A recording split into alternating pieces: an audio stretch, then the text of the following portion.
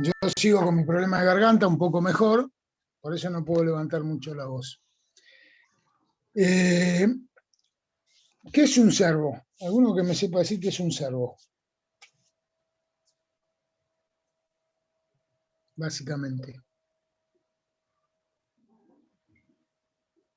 Un mecanismo hidráulico. Sí, no necesariamente hidráulico, porque en general son hidráulicos. Pero un servo, básicamente, un servomecanismo es un mecanismo que transmite fuerzas a distancia, ¿m? O que las amplía eventualmente. Ejemplo de un servo que se les ocurra. Servo de La pala del timón. timón. El del auto, el del freno y el de la dirección hidráulica. Claro, el del freno es un caso típico en donde un gordito como yo me paro arriba de un pedal y freno tremendo pedazo de camioneta. ¿Ah? ¿Qué hago? Con esa fuerza que yo ejerzo arriba del pedal, ¿tá? La transmito a un servomecanismo que a su vez la envía a un receptor en donde se aplica y se aplica ampliada. ¿Y qué es un sincromecanismo? Un mecanismo sincronizado. ¿Quién habló? Guzmán. ¿Quién fue el brillante? Abuelo Guzmán. Guzmán, bien. O sea, me dijo lo mismo sin decirme nada. O sea, brillante lo suyo, Guzmán. ¿Qué Es un un mecanismo que está comandado a distancia, por ejemplo, a la vez que yo piso el freno del auto, el mecanismo lo que hace es Sí, frenarme el ahí auto. más que eso sería un sincromecanismo, lo que hace es mandar una información de un lado al otro. El repetidor de la espala del timón, por ejemplo, es un sincromecanismo, ¿tá? En Genial. donde se mueve en una parte y se va a mover otro en la misma. O sea, no hay ahí en ese caso tanto una transmisión o una ampliación de fuerza, sino que lo que hay es una retransmisión de información. ¿Tá? En el programa, que se los voy ya a ir adjuntando, se los voy ya a ir mandando por WhatsApp, hay una cantidad de bolillas que vamos a ir viendo, y sobre cada bolilla, ¿cuántos son ustedes en total? 21, creo. 21, señor. Otra vez me equivoqué, son demasiados. Vamos a hacer, se van a dividir en grupos de 3, 4. En este caso de 3 sería lo ideal, porque si son 21, 7 por 3, 21. Y se van a dividir las bolillas que yo les voy a ir pasando, y van a ir armando cada grupo una presentación, un trabajo práctico, que tiene que tener una particularidad, y ustedes ya me conocen, que la particularidad es que tenga 7, 8 páginas. Además de esas 7, 8 páginas, una carátula con el nombre de los culpables de eso, un índice y una última página final en donde indiquen la bibliografía de donde sacaron la información.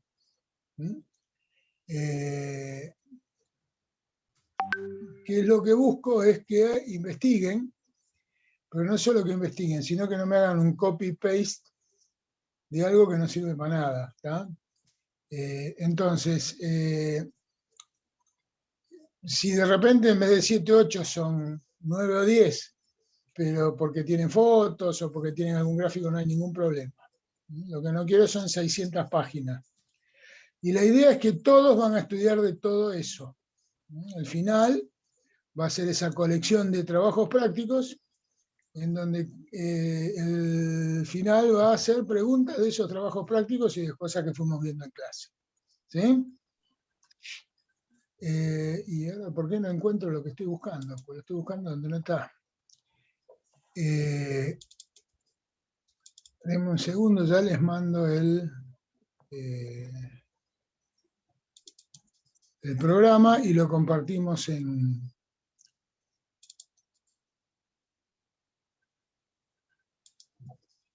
Ahí está. Ahí se los mandé por WhatsApp. El que organizó la reunión, porque yo no tengo cómo compartir, o me habilita para compartir, o que lo comparta él, y lo vamos viendo. Ah, estoy habilitado, compartir pantalla, a ver, vamos a ver si es cierto. A ver, no, acá está. Compartir. No, ¿qué pacho? No era esta la página. No era esa la página. ¿Dónde estás, corazón? A ver, para. Aguanten un segundito.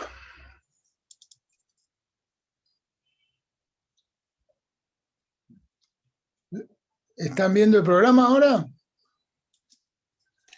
Sí. No, No, señor. estamos viendo A un ver. acta de examen. Sí, un acta de examen. A ver, compartir pantalla. Ahora sí lo deben poder estar viendo. ¿Ahora sí? No. Espero que cuando se acerque su evaluación también se confunda así, profe,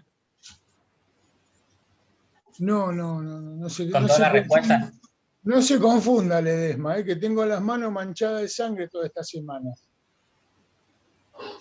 Espero Los que de se haya primer dado año una- no entendieron que hay que estudiar, que acá no vienen a copiarse. Bueno, entonces vamos a empezar. Ven que fíjense que son sensores de temperatura, sensores de esfuerzo, aparatos de detectores relevadores, termomecanismo y sistema de control. ¿Mm? Hay toda una parte que la van a ver con el profesor de Lelicini, que es la parte de PLC. ¿Mm? Toda esta parte de señales, procesos de señales binarias, automatismo, autómatas programables. ¿Mm? Toda esta parte la van a ver con el señor de Lelicini. Todo el resto lo van a ver conmigo. Entonces la idea es que vayan investigando un poquito. Fíjense que acá, ¿cuántos tenemos? 7, 8, control de fuerza motriz 9, terminación de fallas. Son 10 más, 10 bolillas. 10 bolillas. Así que van a tener que prepararse entre todos 10 trabajos prácticos, ¿ya? De los cuales van a terminar estudiando. La primera parte, la primera bolilla, que es de lo que más tenemos a bordo, son todo lo que son sensores de temperatura. Que tenemos distintos tipos de sensores de temperatura. Yo les voy a pasar también ahora una cantidad de apuntes. A ver, temperatura.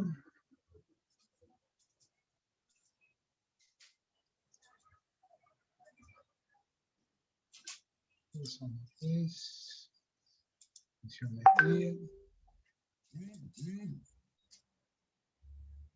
¿Por qué no me deja pasarlo? Lo veo.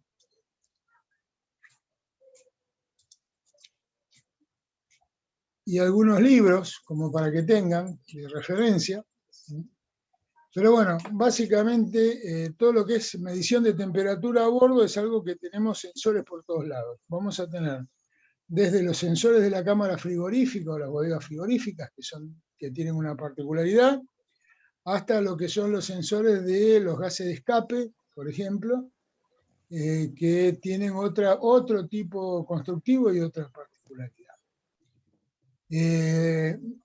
Dentro de estos sensores que yo les estoy mencionando, un segundo a ver si puedo sacar esto por allá. Yo ahora voy a abrir.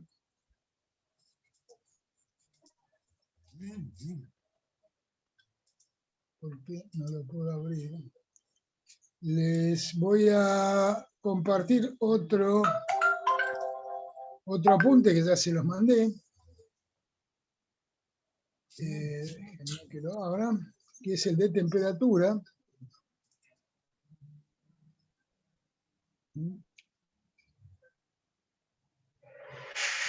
Ustedes pero vamos a empezar por un concepto básico. ¿Saben qué es la temperatura? ¿Qué es la temperatura? A ver. Energía en transferencia. ¿Un qué? Energía en transferencia. No, la temperatura no es energía. No es No, una no. medición. Una medición. Ah, caray. Es, a ver, la temperatura. ¿Ustedes saben, vieron lo que son funciones de estado y funciones de línea? ¿Lo vieron con el Chavo o no lo vieron? Muratore, que es un La tipo memoria un serio. poquito. ¿Qué es una función de línea y una función de estado? Y función de estado vimos la entalpía, la entropía. Bien, No se me viene otra bien. a la ¿Y qué cabeza. eran funciones de estado? Y Vapor, líquido. Eran funciones en donde lo que importaba era básicamente el estado en donde uno se paraba, ¿tá? Y no el proceso en cómo se iba desarrollando. La temperatura no es energía, la temperatura es un indicador de un cambio de energía, básicamente. ¿Tá? Lo importante, cuando yo tengo una diferencia de temperatura, ¿qué es lo que voy a tener? Voy a tener, es una indicación de que hay un intercambio de energía de un medio a otro, ¿se entiende? Sin ¿Sí? cambio de estado, ¿no? Sí. Sí. Si no hay cambio de temperatura, no hay cambio de energía, no hay cambio de valor de energía. ¿Tá? La temperatura es un indicador de nivel energético, pero no es energía. ¿Me explico? La temperatura no es energía, es un indicador de un nivel energético, y la diferencia de temperatura básicamente es un indicador de movimiento de energía de un lado hacia el otro. Es el caso de un intercambiador de calor. ¿Tá? La diferencia de temperatura entre el medio caliente y el medio refrigerante, lo que es indicación es de la cantidad de energía que le está retirando el medio refrigerante a el medio caliente. ¿Se entiende? Nosotros tenemos distintas escalas para medir la temperatura. Eso lo vieron, sí. Sí, señor. Sí. Que nosotros podemos medirlo típicamente. ¿Cuál es el sistema, en el CIMELA?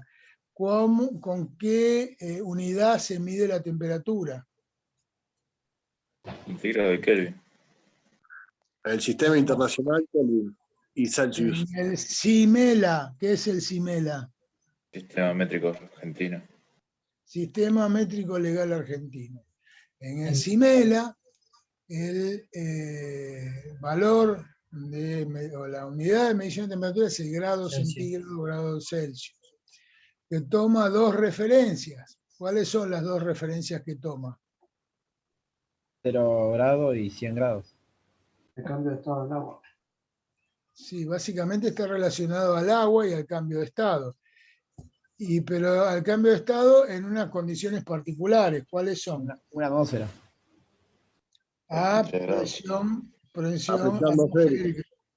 No, a 20 grados no, burro. Si el hielo no cambia de estado a 20 grados, ni se evapora a 20 grados. ¿Tá?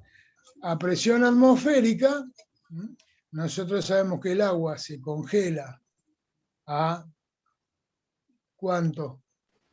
0 grados Celsius. Ser A 0 grados a presión atmosférica. ¿Y a qué temperatura se evapora? 100. 100 grados a presión atmosférica. 99.9 se toma 100. ¿Tá? Lo mismo pasa con los grados Fahrenheit, pero ahí ya no es agua, ahí es una mezcla de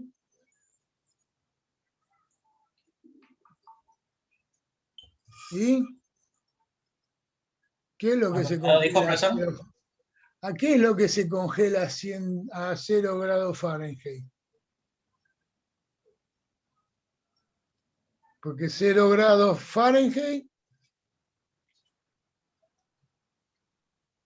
¿cuánto es en centígrados? 32. 16, creo. No. No, Nis. Menos 32.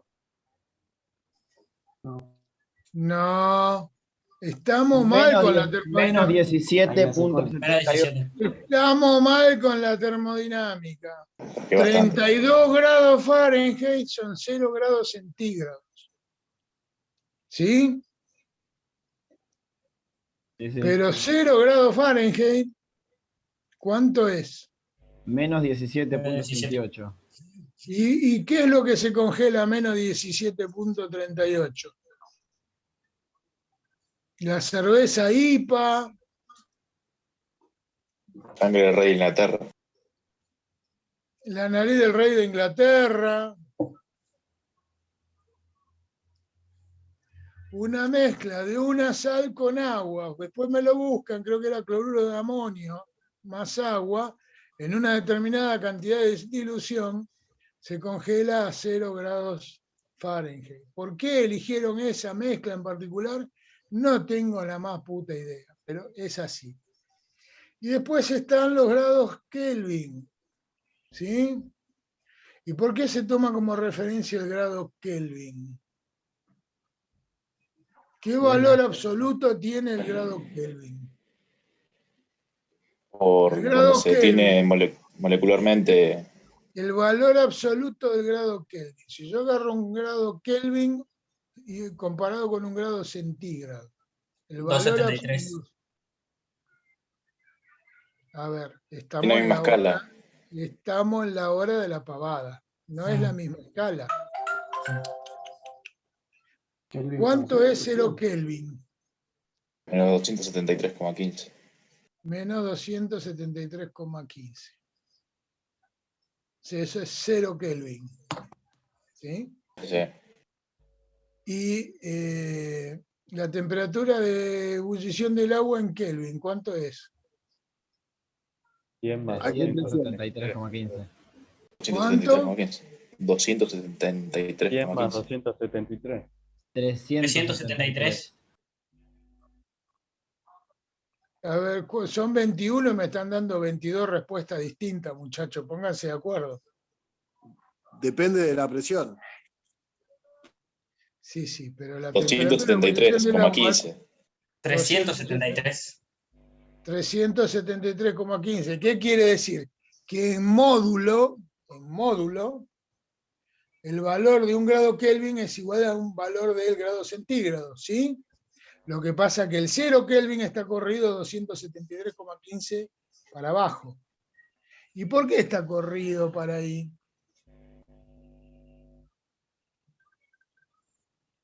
Anoten estas preguntas. Porque trabaja en un valor absoluto. Y sí, pero ¿quién dice que el valor absoluto son 273,15? Don Kelvin se levantó un día y dijo, me gusta este número, 273,15, lo voy a jugar a la quiniela y lo voy a poner como valor absoluto. ¿Por qué? Por cálculo, en teoría, donde está la tensión molecular de la materia o algo así. ¿Cómo? Había escuchado una vuelta que es cuando no hay más movimiento yo le molecular. voy a explicar algo. La termodinámica es una ciencia exacta, no es algo así, ¿no? Más o menos. ¿Ah? No me hagan la de lo que hicieron los de primer año porque los hice polvo. Los voy a hacer polvo. ¿Tá? Anoten y búsquenlo, investiguenlo, porque esto es termodinámica, no es servosincromecanismo. Y esto lo tendrían que saber. Y estoy seguro que el chavo se lo dio. Bueno, entonces tenemos distintas escalas. Dentro de esas distintas escalas, en general nosotros vamos a usar a bordo, en general, Celsius y Fahrenheit. En grados Kelvin no vi nunca termómetros a bordo.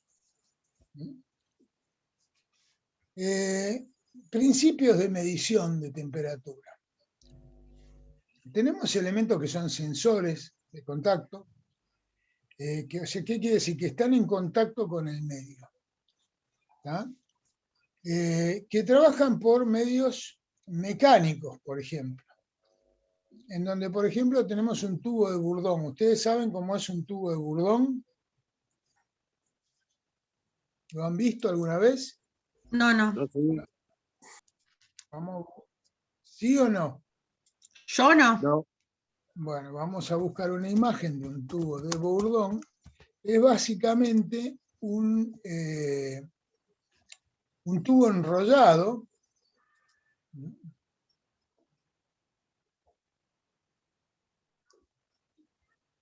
Acá hay una, por ejemplo.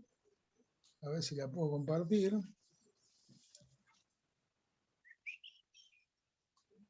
¿Dónde estás? ¿Lo están viendo ahí? Esto rojo es un tubo de Bourdon. ¿Tá? Es un tubo que es de un material de alguna forma flexible, en general son de cobre o de latón, que tiene adentro del tubo un líquido, puede ser un gas a veces, pero en general es un líquido, que tiene una variación del volumen, tiene un coeficiente de dilatación importante. Entonces, cuando este líquido se calienta, ¿qué va a pasar? Lo que va a hacer es intentar expandirse dentro de este tubo. Al intentar expandirse dentro de este tubo, lo que va a intentar hacer es abrir el tubo.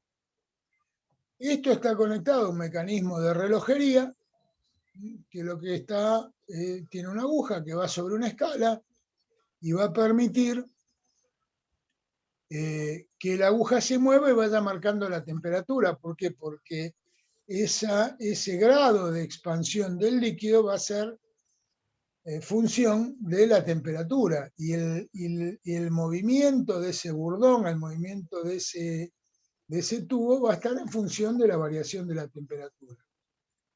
¿Se entiende cómo funciona? Sí, por dilatación. Por dilatación del líquido que está dentro. Como los líquidos, ¿cómo son los líquidos? ¿Yo puedo comprimir un líquido? No, son incompresibles. Son incompresibles. Entonces, al no poder comprimir un líquido, cuando yo lo caliento, el líquido va a intentar dilatarse, pero está contenido dentro de un caño. Entonces, ¿qué va a hacer?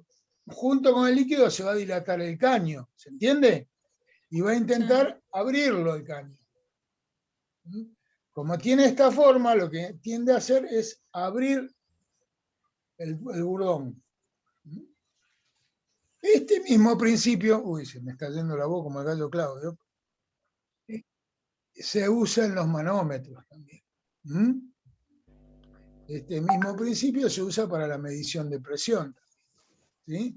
En donde ahí sí lo que está en contacto, lo que suele haber es en la parte de abajo del manómetro un diafragma que está en contacto con el líquido, y ese diafragma permite que se mueva el líquido adentro del tubo de Bourdon, de forma tal que ahí ya no hay una expansión por temperatura, sino que lo que hay es un movimiento mecánico adentro del tubo que hace que se abra o se cierre. ¿No? Entonces volvamos a la otra página. A ver dónde estábamos.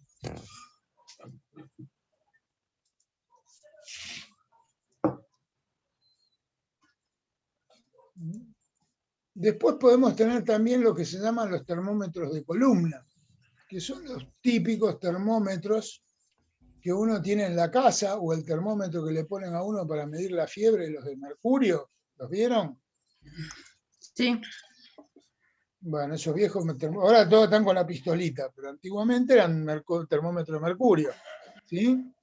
Entonces, ¿qué tengo? Tengo dentro de una ampolla de vidrio una cantidad de, pueden ser de mercurio o pueden ser de otro líquido que tenga un coeficiente de dilatación importante, ¿no? Algún tipo de alcohol. Vieron que hay algunos que son de color rojo, de color azul, eso no es mercurio, ¿sí? Entonces, tienen un coeficiente, son líquidos que tienen un coeficiente de dilatación importante, en general son del tipo alcohol, algún tipo de alcohol. con esto para acá. Y ese líquido al dilatarse se va a mover dentro de un capilar y va a subir o bajar dentro del capilar. Después tengo algunos que son del tipo de cambio de volumen en sólidos, y estos se llaman del tipo bimetálicos. ¿Y por qué son bimetálicos? Bueno, básicamente porque son dos láminas metálicas que están pegadas una contra la otra. Vamos a hacerlas una contra la otra. ¿Qué pasa? Las dos láminas tienen un coeficiente de dilatación distinta una de la otra. Entonces, cuando se calientan, una de las láminas va a tender a dilatarse más que la otra. Y cuando se enfrían, al revés. Entonces, al estar, vamos a ponernos de costado, al estar suponiendo dos láminas una arriba de la otra, supongamos que es la de abajo, la que se calienta más, que va a tender a subir el bimetal. ¿Sí? Si yo en esta punta del bimetal le pongo un mecanismo de relojería como el que tenía el Bourdon, lo que voy a tener es un indicador que se va a mover en base a ese movimiento del bimetal. Son básicamente dos elementos metálicos, dos láminas metálicas, que están soldadas una arriba a la otra, de forma tal que cuando uno se dilata arrastra a la otra. Cuando se contrae, al revés. Después acá pongo que tenemos por cambio de presión de vapor de un líquido a un vapor saturado. Bueno, estos son termómetros que trabajan con vapor a presión o con agua a presión. Tengo un recipiente que tiene un líquido que hierve, y cuando hierve levanta un pistón y me va moviendo un mecanismo de relojería. Todo esto son mecánicos, son elementos mecánicos. Y después tengo otros que ya entramos dentro de lo que son los equipos electrónicos. Acá me dice cambio en la resistencia de un metal. ¿Ustedes se acuerdan de la ley de Ohm y la segunda ley de Ohm? ¿Qué decía la segunda ley de Ohm? Escucho los grillitos. Bueno. Pero había otra que decía que cómo variaba la resistencia de un elemento conductor con la temperatura.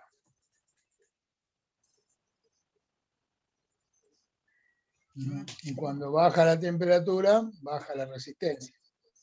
Bien. En las termoresistencias, ese aumento y disminución de la temperatura sigue una forma lineal, es una función lineal. Las termoresistencias, o PTs, PT100, por ejemplo, van a escuchar, o PT1000, no se ría, tacones, el PT no es por lo que usted piensa. El PT es por platino. PT es por platino. Y el 100 es por el que es el valor de temperatura de referencia de la termoresistencia. Quiere decir, y acá es donde tengo yo una pequeña laguna, no me acuerdo si era 20 grados centígrados o a 0 grados centígrados, que era, hasta donde yo recuerdo era 20 grados centígrados, el valor de resistencia de esa resistencia son 100 ohm. Una PT1000 o una PT500 quiere decir que a esa temperatura son 1000 ohm o 500 ohm.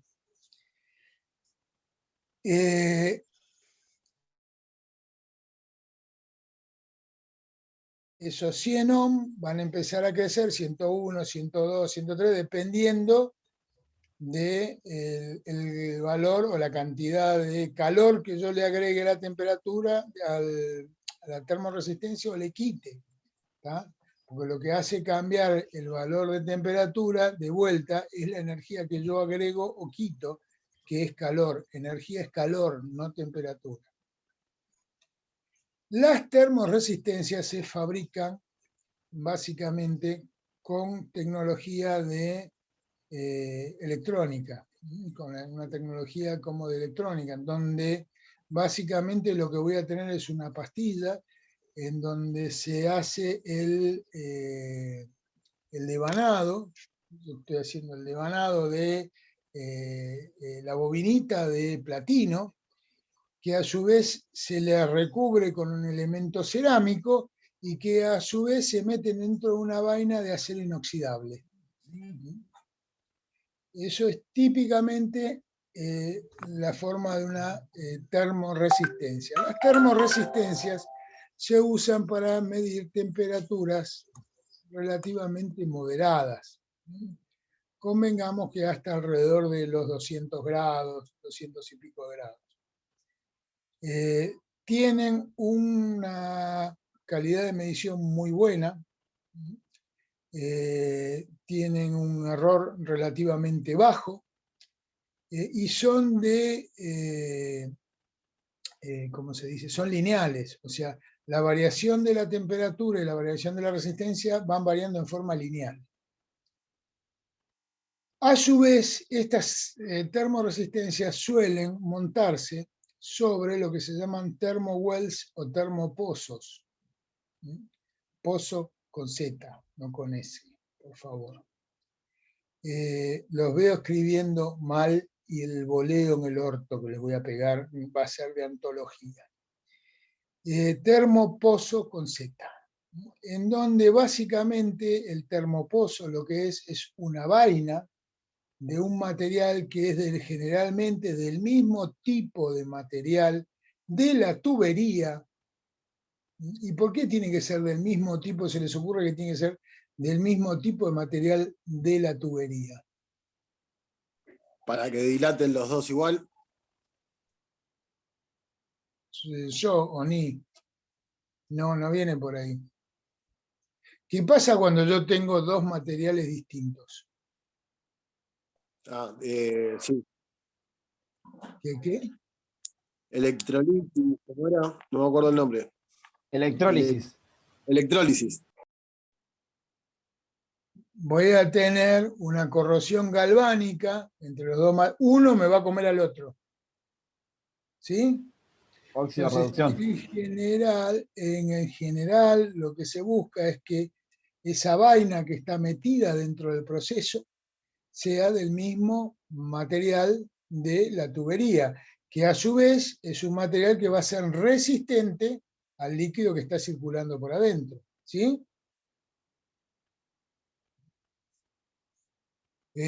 Esa vaina, a su vez, se la llena con una grasa siliconada y dentro de esa vaina se coloca la termoresistencia. ¿Para qué le pongo la grasa siliconada? ¿Para qué se les ocurre que le pongo la grasa siliconada?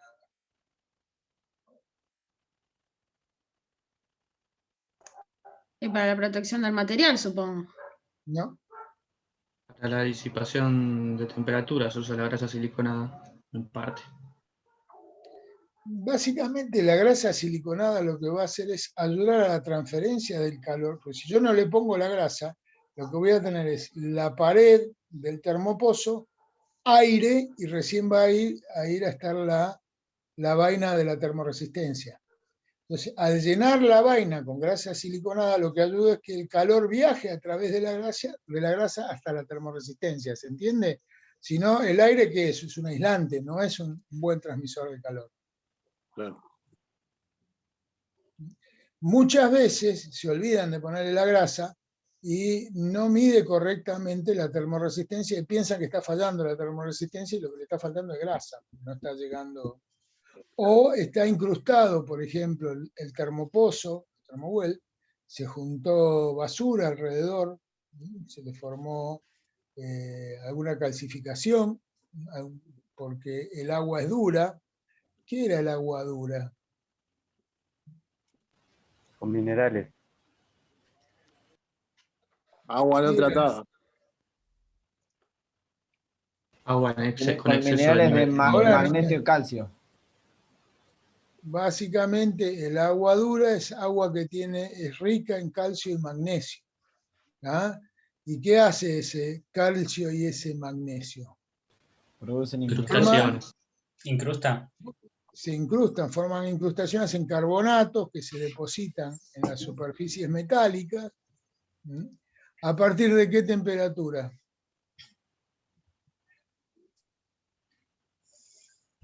A ver, muchachos, yo les voy a contar algo. Cuando ustedes llegan acá es porque ya vieron química, vieron termodinámica, yo no tengo que repetir todo. Las materias que ustedes les damos en la escuela de náutica se las tienen que acordar para toda la cosecha, no para aprobar el examen nada más. Porque después las van a usar a bordo. Alrededor de los 60, 65 grados se empiezan a depositar los carbonatos. ¿Sí?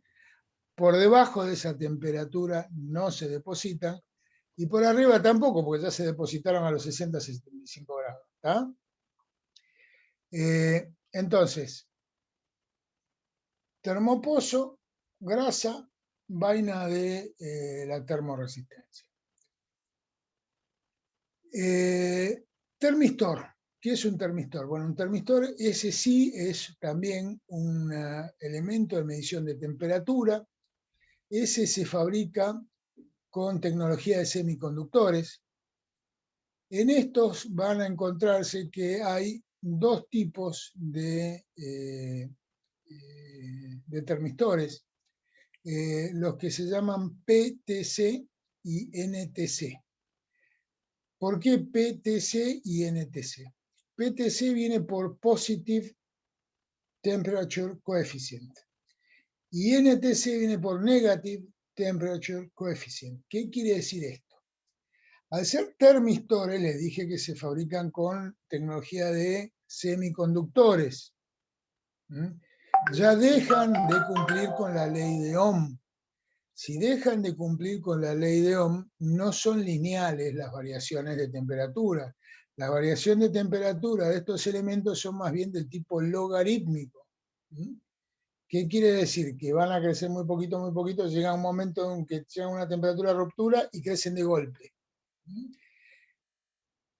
PTC, los positive, quiere decir que cuando aumenta la temperatura, aumenta el valor de resistencia. Los negative es al revés, cuando aumenta la temperatura, cae el valor de resistencia. Tienen aplicaciones distintas. Ejemplos de aplicaciones de termistores a bordo o de aplicaciones de termistores. En general se utilizan, por ejemplo, como elementos de alarma o de protección en grandes motores eléctricos o en generadores. Se los coloca dentro de los bobinados, ¿sí? Y cuando el bobinado sobrepasa una temperatura, que es una temperatura crítica, se dispara el termistor, porque se dispara mucho o cae mucho el valor de resistencia, que vuelvo a repetir, o sube de golpe o cae de golpe, va a depender de la lógica del circuito que tenga, y al dispararse el valor del termistor, me dispara una alarma o un bloqueo que impide que yo pueda arrancar un motor nuevamente. Aplicaciones típicas de esto. En grandes motores que tienen conectadas grandes cargas y que el periodo de arranque es muy largo. ¿Alguno que se le ocurra un motor de esos, cuál puede ser? Lo vimos, ¿eh? ¿Cómo es la corriente de arranque de un motor de corriente alterna? Típicamente. Y 8 veces mayor a la corriente nominal. Sí, entre 7 y 10 veces la corriente nominal, digamos. Pero ¿qué suele pasar? Es un pico de arranque y va cayendo bastante rápidamente, en general. Pero hay motores en donde el pico de arranque se mantiene durante mucho tiempo. ¿Por qué? Porque la carga que tienen acoplada es muy grande. Un ejemplo de esto es el de la purificadora. La purificadora tiene un pico de arranque muy grande. Arrancan en estrella triángulo las purificadoras en general. Cuando arrancan en estrella tienen un pico de arranque muy grande, tardan un rato muy largo porque hasta que no entra a una velocidad cercana a la del régimen le cuesta mucho caer la corriente. ¿Y qué va a pasar con los bobinados de ese motor al tener una corriente tan grande circulando? Se va a calentar. Se van a calentar. Supongamos que falla el arranque. ¿Tá? Falló el arranque y viene el maquinista melón o el pilotín y dice, esto no anda, vamos a darle arranque de vuelta. Le dan arranque de vuelta. ¿Tá? ¿Qué pasa con la corriente? Vuelve a ir para arriba y vuelve a mantenerse durante mucho tiempo. ¿Tá? ¿Qué va a pasar? Va a seguir acumulando calor ese bobinado. Si yo le doy demasiados arranques consecutivos a ese motor, ¿qué va a pasar? Vamos a tener un poquito luego a laca quemada en la sala de máquinas. Vamos a transformar el motor en Juana de Arco. ¿Sí? ¿Se entiende? Entonces, en general, cuando son ese tipo de motores, que además son motores grandes, ¿y qué pasa cuando uno tiene un motor grande? No es caro en general. Entonces son motores grandes, son motores caros, son motores difíciles de reparar, porque si uno tiene un motorcito así chiquito, se le quemó, va, lo tira y pone uno nuevo. Ahora, cuando tiene un motor machazo o un generador grande, ¿qué va a pasar? Primero, si se llega a quemar, el armador me va a quemar a mí después del motor. Entonces, lo que se trata de hacer es, en general, de protegerlos a APB, a prueba de pilotines. Entonces, se le instalan dentro, entre medio de los bobinados, termistores que se conectan a un sistema de bloqueo del motor, que cuando levantan un exceso de temperatura, bloquean el arranque del motor. Nunca falta un brillante que cuando se jode el termistor, lo puentea, ¿no? Y empiezan a puentear termistores. Y empiezan a puentearlo, y no, el problema no es puentearlo, el problema es saber que está puenteado. Pues si uno sabe que está puenteado, va teniendo las precauciones del caso para que no se queme el motor. Pero si uno no lo sabe, puede freírlo tranquilamente. Esos son lo que son termistores. La forma de montaje es en forma de una cápsula, en general de vidrio, y va montado entre medio de los bobinados. ¿Se pueden usar en otros lugares? Sí, en general se pueden usar en otros lugares, pero en general el uso de estos, como no son para medición, sino que son más bien para alarma, disparan a una determinada temperatura. ¿Ustedes se acuerdan las curvas del diodo? ¿Cómo funcionaba un diodo? Que hasta no llegaba la tensión de polarización, que era de 0,7 volt. ¿No disparaba? ¿Sí? ¿O disparaba para abajo? Bueno, esto es lo mismo. Esto, hasta que no llega a una determinada temperatura, no dispara. La forma de especificarlos es en base a esa temperatura, nada más ni nada menos. Lo que sigue se llaman termopares o termocuplas. Y acá el termopar o termocupla se basa en un efecto que se llama efecto Seebeck. ¿Cómo se escribe? Se escribe S-E-E-B-E-C-K, Seebeck. ¿Qué es el efecto Seebeck? El efecto Seebeck es cuando yo pongo dos materiales, ¿tá? Uno encima del otro.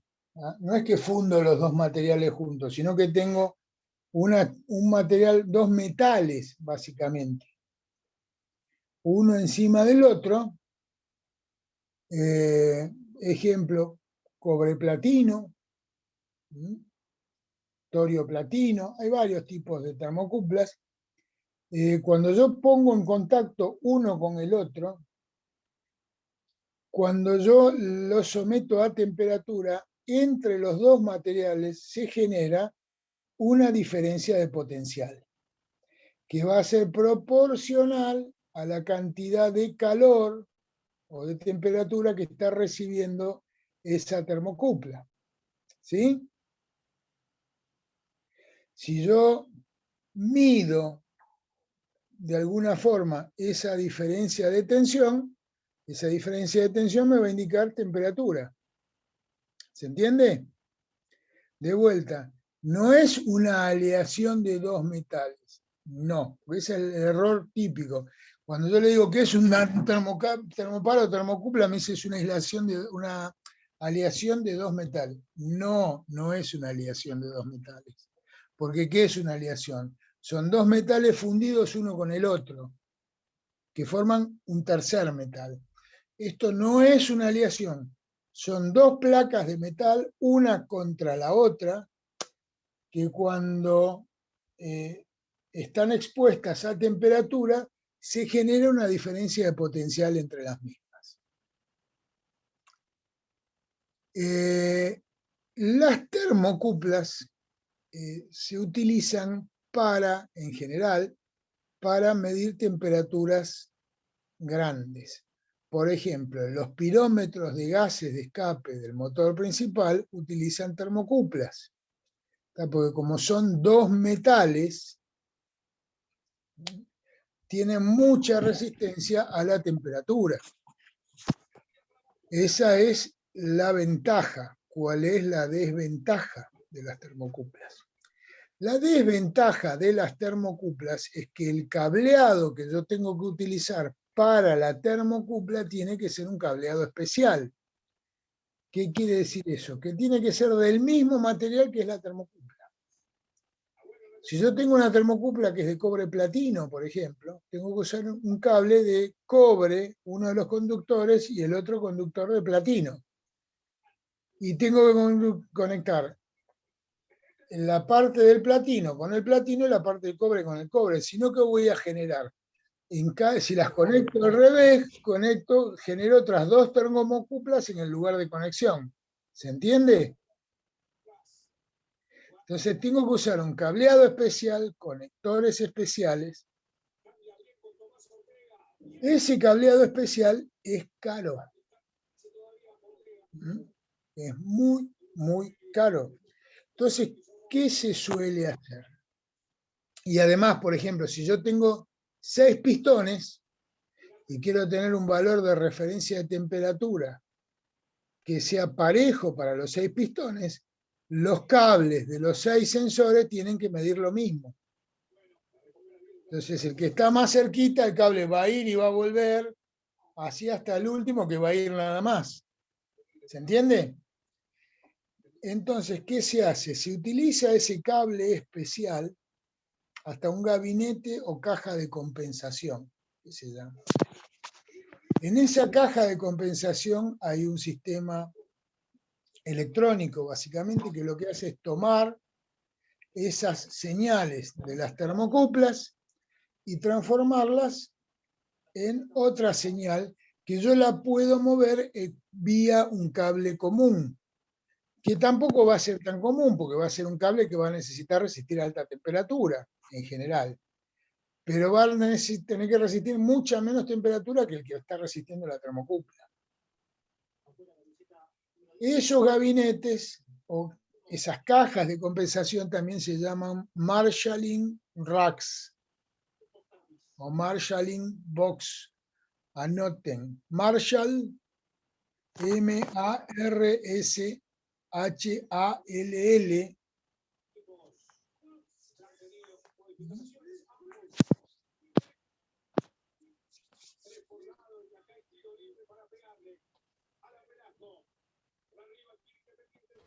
Señor, una consulta. Está lindo el partido. Yo por termocupla también tengo entendido que se llama, por ejemplo, a la válvula de seguridad que está, por ejemplo, en un calefón o en una estufa a tiro balanceado, que es, por ejemplo, si te llega a apagar, que corte el paso de gas. Sí. ¡Ay, carajo! Bueno, si no le gusta, me dice, ¿vio? Sí, también le llaman termocuplas. En ese caso, esas termocuplas básicamente son muy parecidas al bordón. Lo que tienen es adentro un líquido, que tiene un coeficiente de dilatación alto, y lo que están es en contacto en la punta de la válvula que habilita el gas, por un lado, y por el otro lado en contacto con la llama. Cuando hay llama, el líquido se expande y empuja un perno que habilita el paso del gas. Cuando se apaga la llama, ¿qué va a pasar? El líquido se contrae y deja de habilitar el paso de gas. Pero acá estamos hablando de termocuplas de medición de temperatura eléctrica, no de la termocupla de la estufa de gas. ¿Tá? Está bien. Muchas Y se gracias. llaman termocuplas también. Lo que pasa es que esas, le vuelvo a repetir, son lo más parecido a un bordón que a esto, ¿sí? Porque no generan energía eléctrica. Esas lo que tienen es un líquido adentro que se expande y mueve un fuellecito que habilita o cierra el gas con un perno en la válvula de gas. Sí, está bien, perfecto. Gracias, señor. Bien. Habla acá después de pirómetros de radiación. Lo que hacen los pirómetros de radiación básicamente son medidores de energía infrarroja. Cuando hay llama o cuando hay calor, lo que se suele dar es un tipo de radiación que se llama radiación infrarroja. ¿tá? Esa radiación infrarroja, si yo le pongo un sensor que pueda colectar esa radiación infrarroja, va a ser dependiente de la cantidad de radiación que haya, va a ser dependiente de la cantidad de temperatura o de calor. Bueno, termómetros que tenemos acá, tienen los distintos tipos de termómetros. Fíjense que habla de mercurio sin gas, con gas, de alcohol, de tolueno y demás, que fíjense que tienen distintos tipos de aplicaciones en base a la temperatura. Señor, ¿el medidor de radiación lo puedo encontrar dentro de la caldera, por ejemplo, o no? No, los medidores, eso ¿sabe de dónde se usan mucho? Y en los sensores de incendio. Usted tiene sensores de incendio de llama y de humo. Básicamente el sensor de llama es un sensor infrarrojo, lo que detecta es radiación infrarroja, que es la radiación de la llama por temperatura. ¿Sí? Y el El de otro por haz humo, de luz. Era Por una haz de luz. ampolla, no escuché, o es otro sistema ese. no El de humo escuché. es por haz de luz. El de humo, lo que tengo, básicamente es ¿ustedes vieron LEDs con Delecki? ¿Cómo funciona un LED? ¿Y un fotodiodo? Un LED como un diodo. Un fotodiodo y un LED son similares. Sí. Lo que pasa es que son básicamente diodos. Lo que pasa es que el LED es un diodo que cuando está polarizado emite luz. ¿no? Que puede emitir distintos tipos de luz, que van del espectro visible a ultravioleta o infrarrojo.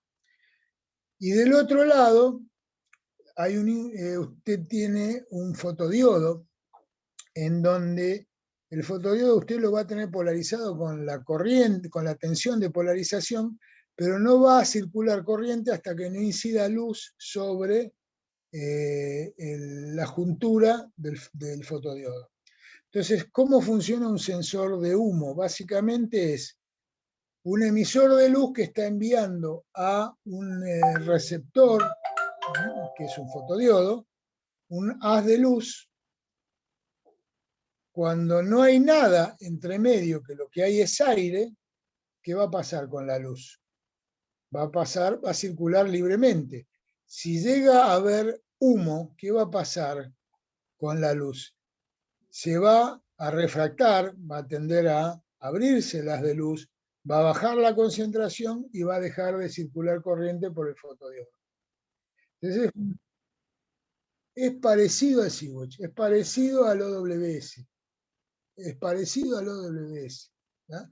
El principio de funcionamiento es parecido a ese. Entonces, usted va a tener sensores de llama o sensores de humo, son dos sensores distintos.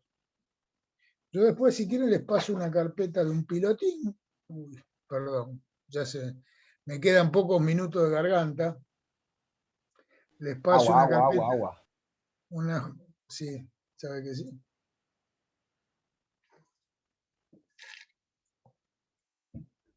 Les paso alguna carpeta de algún pilotín en donde en la carpeta del pilotinaje, en de máquinas auxiliares, uno de los trabajos que tienen que hacer es sobre el sistema de lucha contra incendio, y en general ven que hay de esos dos tipos de sensores, de humo y de llama. Donde suele hacer, por ejemplo, los de humo suelen estar en lugares donde hay alta temperatura. ¿Por qué? Porque si pongo uno de llama en un lugar de alta temperatura, como el de llama funciona por radiación infrarroja, cualquier superficie caliente emite radiación infrarroja. Entonces puedo llegar a tener un disparo que no es realmente un incendio. Entonces por eso ahí pongo uno de humo. Bueno, acá tienen después en el apunte algunos distintos tipos de sensores bimetálicos. Ven, por ejemplo, ¿están viendo ahora este que está acá, que es un bimetálico? Sí, señor. Este bimetálico es una espiral, en donde en este es lo que yo les decía antes, son dos metales, una chapa sobre la otra. ¿Qué va a pasar cuando se calienten? ¿Qué es lo que va a pasar? Una de las chapas va a tender a dilatarse más que la otra. En este caso, ¿cuál sería la chapa la que se dilataría más que la otra? A ver, si se dilata más la exterior que la interior, ¿qué va a pasar con la aguja acá, maestro?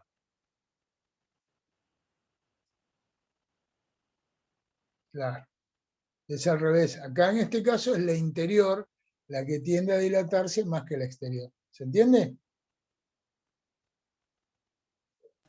Sí, sí. Así funciona también un termostato bimetálico. Este tipo de termostatos, por ejemplo, son los que se utilizan en... ¿Ustedes tienen radiadores eléctricos en su casa? No tienen, Sí. ¿Sí? ¿Estufas eléctricas tienen? ¿No tienen algo que tenga regulación? Bueno, se usa este tipo de termostato bimetálico. El arranque y la parada de la heladera es un termostato bimetálico de este tipo. En los controles del aire acondicionado central, por ejemplo, cuando van a un edificio y demás, es un termostato bimetálico de este tipo.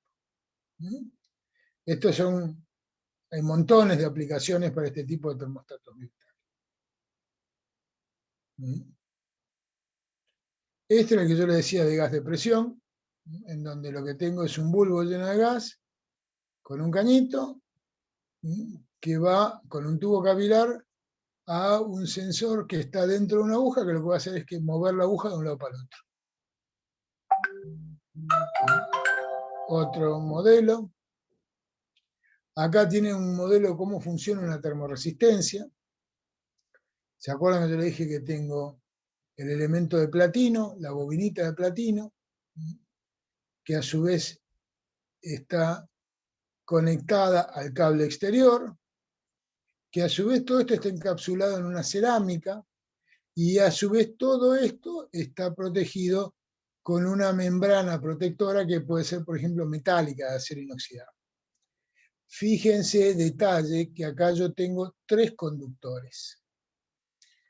Y acá es donde viene pregunta de examen. ¿Por qué tengo termoresistencia de 2, de 3 y de 4 conductores?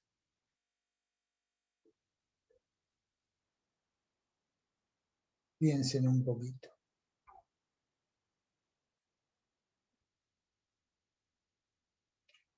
¿Qué va a pasar con el cable que yo conecto entre la termoresistencia y el elemento de medición?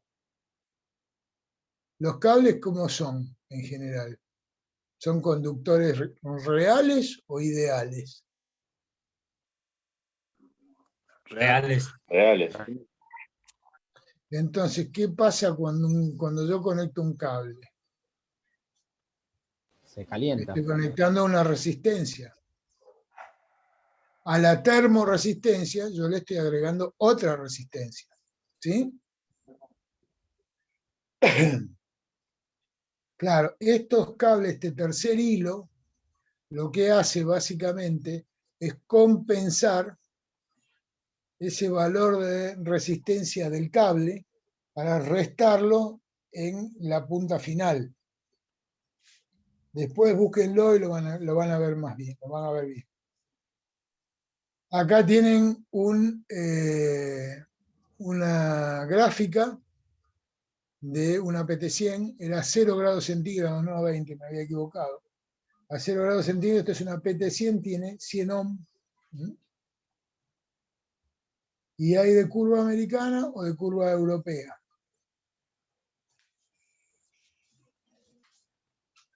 Esto es una termocupla o termopar, que era lo que yo les decía. No es una aleación, sino lo que son, básicamente, son dos metales que están unidos,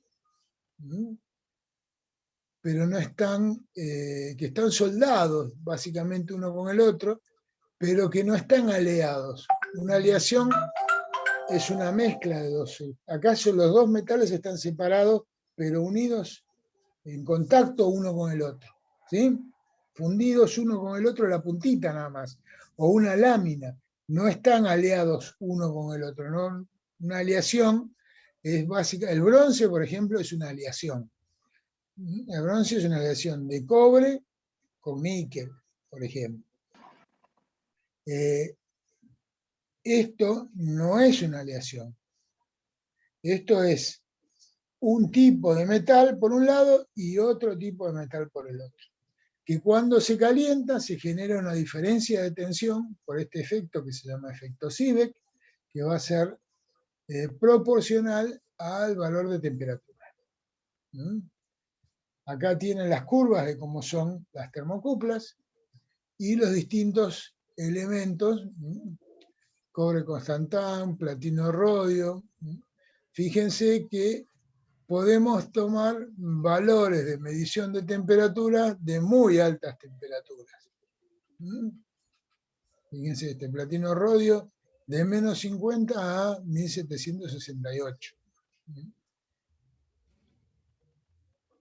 ¿Lo ven?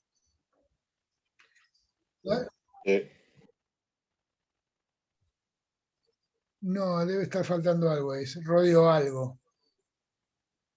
Es rodio algo, no puede ser rodio solo. Fíjense que además van a tener que tener en cuenta, estos son los códigos de colores de los distintos conductores que voy a utilizar para conectar a la termocupla. ¿Se acuerdan que yo le dije que las termocuplas yo tenía que conectarlas con el mismo tipo de conductor que corresponde a la termocupla? ¿Se entiende? Sí, sí. Entonces, voy a tener un código de color de cada tipo de fabricante. Fíjense, los americanos, la STM, DIN, la norma inglesa, la norma francesa o la norma japonesa.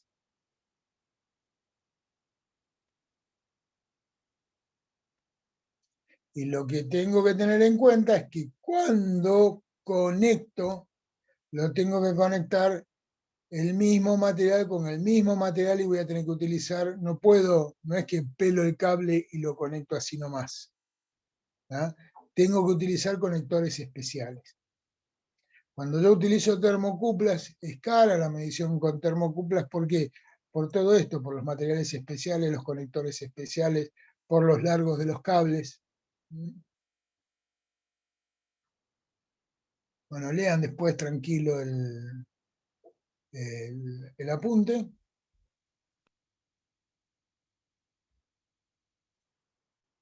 Acá tengo, este termopozo está mal, es con Z, no es con S. El que me lo escribe con S, lo dejo con la voz finita. ¿Está? Este es típicamente un arreglo de cómo se ve un sensor de medición de temperatura, que puede ser tanto una PT100 o una PTC, una NTC o una termocupla, en donde lo que voy a tener, fíjense que la parte de abajo es lo que se llama termopozo o termowell, puede tener un separador, un distanciador, y la parte central es donde voy a tener la vaina, fíjense que acá está la vaina chiquita, ¿lo ven? Finita, que va a contener el elemento de medición. Este termopozo es el que yo lleno con grasa siliconada, ¿para qué? Para que haga buen contacto térmico la vaina del sensor con el termopozo. Típicamente en la parte del cabezal yo puedo llegar a tener hay dos opciones en general: que la electrónica del transductor de temperatura esté en el cabezal, o que lo que haya es nada más una bornera y salgan los cables a otro lugar y la electrónica del transductor esté en otro lado. ¿Qué es un transductor? Básicamente un transductor es un elemento que lo que hace es transformar un tipo de energía en otra. Entonces, cuando estoy hablando en el caso de sensores de temperatura, lo que voy a hablar son de transductores de temperatura, y ahí es donde vamos a tener que hay distintos tipos de transductores electrónicos para los distintos tipos de elementos de medición que puedan tener. No es el mismo el de una PT100 que el de una termocupla, que el de un termistor, por ejemplo. Entonces, lo que suele haber a nivel comercial, hoy ya se estandarizó, que el transductor viene para utilizarlo en distintos tipos de sensor. Y yo lo que hago es setear el transductor en base, o sea, configurarlo en base al tipo de sensor que voy a utilizar. Y a su vez, ese transductor me da la posibilidad de elegir, o tengo que definir, el tipo de salida que yo voy a necesitar para llevar al sistema de control o al indicador que me va a mostrar en una pantalla o en un display el valor numérico. Lo más usual es que sea ese valor de salida sea, por ejemplo, de 4 a 20 mA. Antiguamente los había de 0 a 20 mA, de 0 a 5 volt de corriente continua. También existen otros tipos de salida que se llaman de buses de campo, que lo que hacen es transformar esa señal de entrada del sensor en una palabra informática, básicamente en una serie de bits que se transmiten como si fuera una señal informática, ¿no? Como una palabra informática, ¿no? Como una colección de ceros y unos que lo decodifica un procesador de la otra punta. Dentro de esos buses de campo hay dos grandes familias, los que se llaman buses de campo que son abiertos, que en general son buses de campo que pertenecen a alguna fundación, y buses de campo propietarios. ¿Qué son buses de campo propietarios? Buses de campo propietarios son buses de campo que diseñó, por ejemplo, una empresa en particular. Es básicamente un protocolo de comunicación que diseñó una empresa en particular.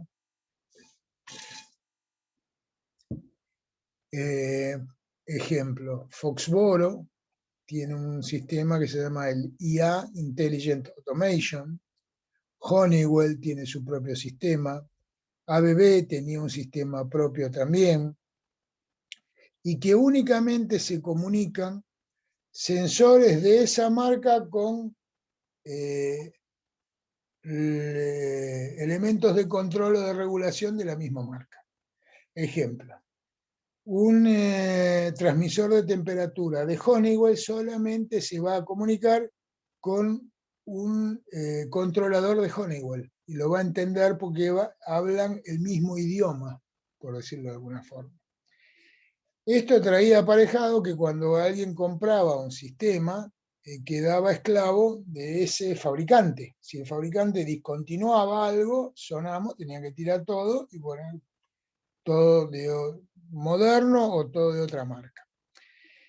Un grupo de fabricantes se pusieron de acuerdo, empezaron a formar distintos tipos de fundaciones, entre ellas, por ejemplo, está la Fieldbus Foundation, que es la más nueva. Siemens tenía su protocolo propietario, que era Profibus, y Profibus la transformó en una fundación también, la hizo abierta. Otra fundación se llama Heart Foundation, y lo que hicieron fue generar ese idioma de comunicación común, que quiere decir que si yo estoy trabajando con un protocolo de campo de Heart, por ejemplo, que es abierto, y yo utilizo un sensor de temperatura de una marca con ese protocolo HART, en el momento en que yo tenga que cambiarlo, si yo no consigo exactamente la misma marca, pero consigo que tenga las características técnicas que corresponden al punto de medición, yo puedo poner de otra marca porque el protocolo, si usa el mismo protocolo, se va a entender con el sistema de control. Lo vamos a ver un poco más adelante, más en detalle, pero quiero que sepan que existe.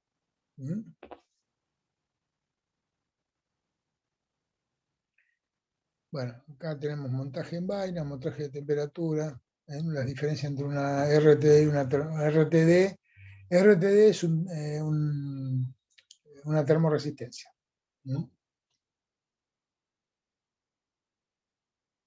Valores, fíjense los valores de estabilidad, los valores de sensibilidad y demás. Estos los tienen que ver conocidos. Creo que los vi hace poco. Lo estamos viendo todos los días esto, ¿o no? Esto lo que miden básicamente es variación de radiación infrarroja. Lo que utilizan es un láser, que es un haz de luz coherente, y sobre ese láser, el láser es básicamente para apuntar, y sobre ese láser lo que hacen es medir la variación de radiación infrarroja.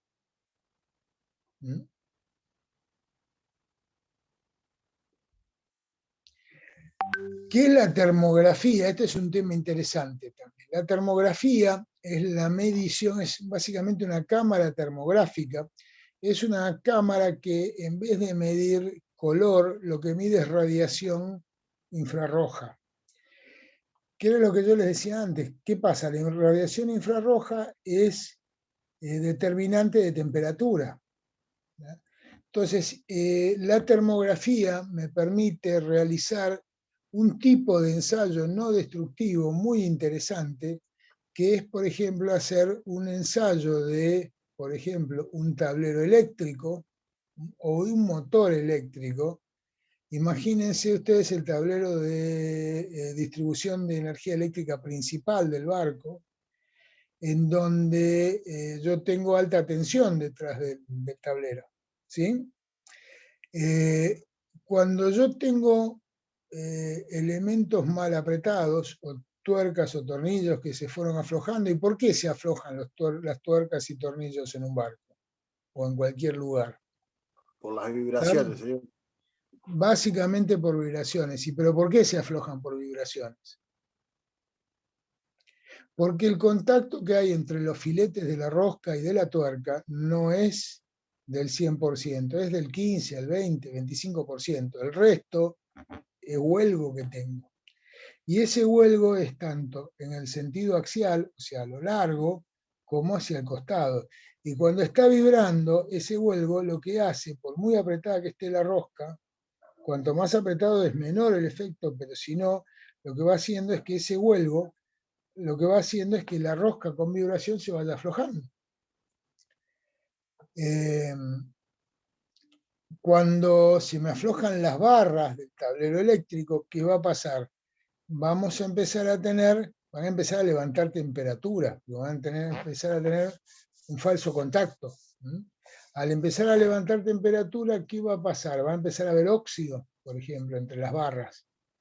Ese óxido, ¿qué va a hacer? Va a realimentar esa generación de temperatura. ¿Por qué? Porque es una resistencia. Si la barra no está completamente limpia, es como si tuviera una resistencia entre las barras.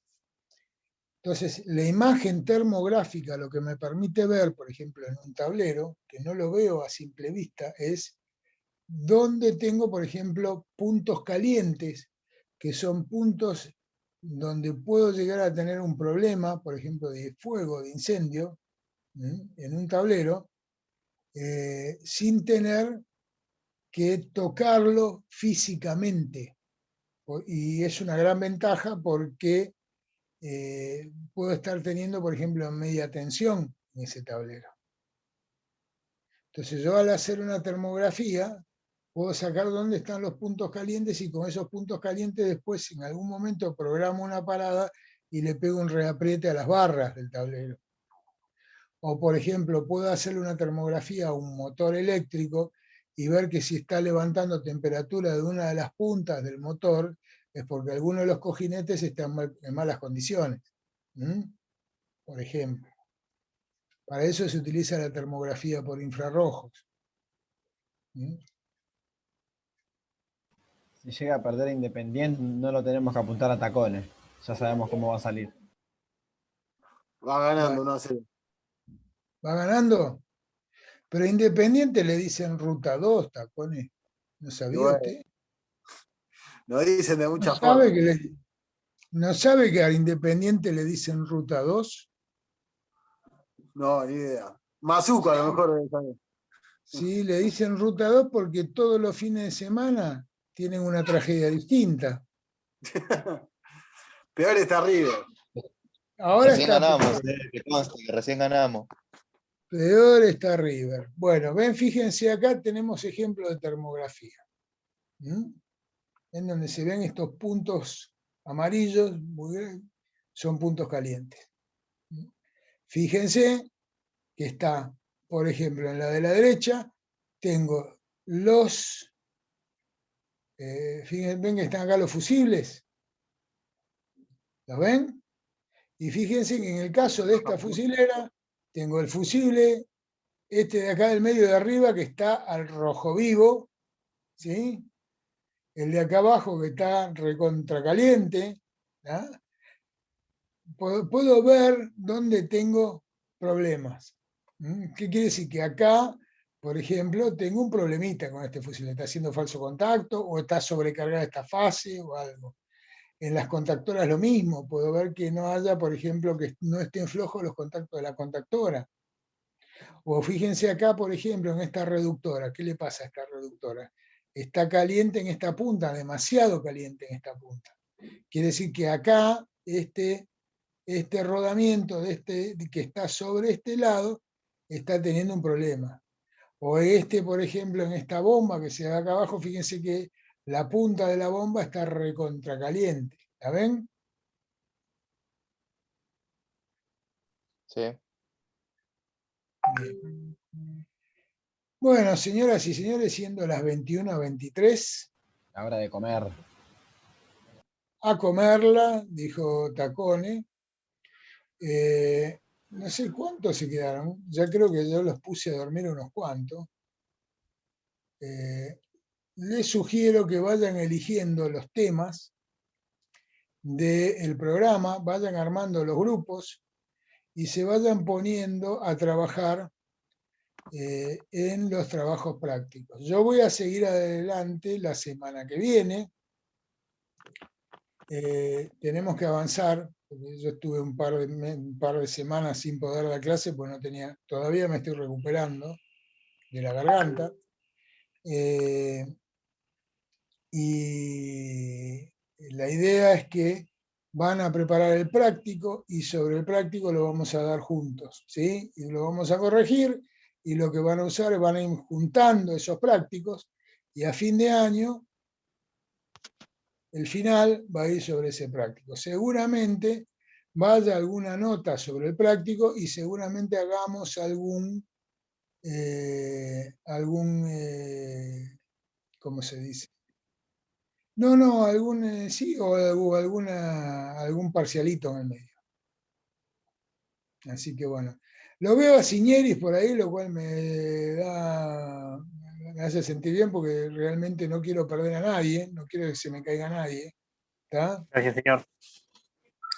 Así que me alegra verlo, Ciñeris. Arellano no sé si anda por ahí, pero bueno.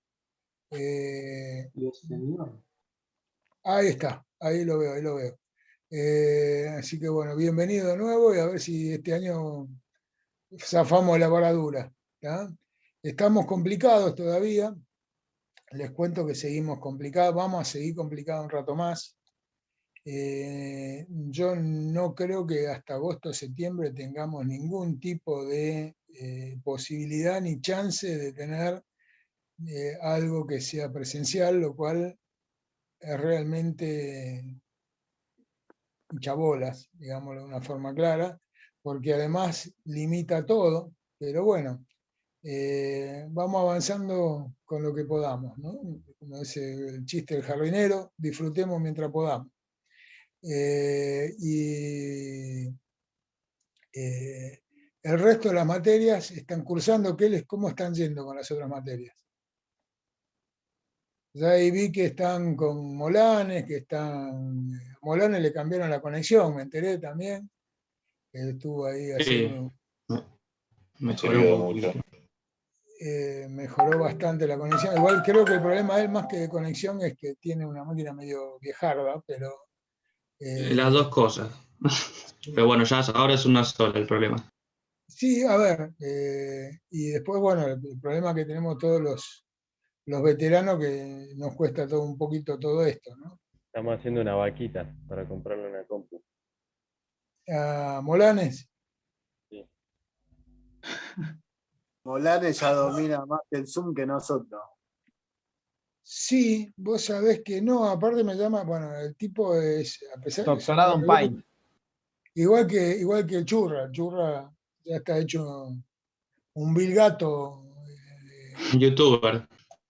Un youtuber, exactamente. Así que, no, Bueno, pero hay que tener en cuenta quién le enseñó a usarlo. Mura se tomó el trabajo ahí de paso por paso, látigo, a enseñarle. Sí, pero bueno, por el otro lado, les recuerdo que cualquier tema que tengan, ustedes tienen mi teléfono, saben que es 24/7, ¿tá? Y que, a ver, duermo de vez en cuando, así que si no contesto a las 3 de la mañana, porque estoy apolillando. Si es urgente, me llaman por teléfono y contesto, ¿tá? Si no, esperen un rato, cuando me levanto les contesto. Y si de repente vi el mensaje y no le contesté, es porque suelo tener una catarata de mensajes y a veces me olvido. Dice, uy, lo tengo que ir a buscar, fui a buscarlo y cuando volví ya me olvidé. Así que insistan, si es algo que necesitan con suma urgencia, insistan. Ustedes ya no deben ninguna. Si mal no recuerdo, están todos sin ninguna. Tolaba era el último que había rendido motores, ¿no? Tolaba. Sí, señor. Va a estudiar motores este año, ¿no? Tolaba. Sí, señor. Mire que le hizo la promesa a Churrarín, Tolaba. Churrarín no se olvida, ¿eh? Es inmortal el chorro. El Churra ahora le van a dar la segunda dosis del Sputnik y ya es inmortal. Pasa a ser algo así como el Ulises, digamos. ¿Ya? Un santo va a ser. ¿Eh? Ahora pasa a ser un santo. Piensen que un tipo que tiene el nombre Rómulo es inmortal. El tipo fundó Roma. ¿Tá? Así que... Tomó leche de la loba. Tomó leche de la loba. No me haga decir lo que no debo decir a esta altura de la Mató a su hermano. No, el hermano está vivo, ¿eh? Panchito Churrarín, es maquinista acá. Panchito Churrarín está vivo.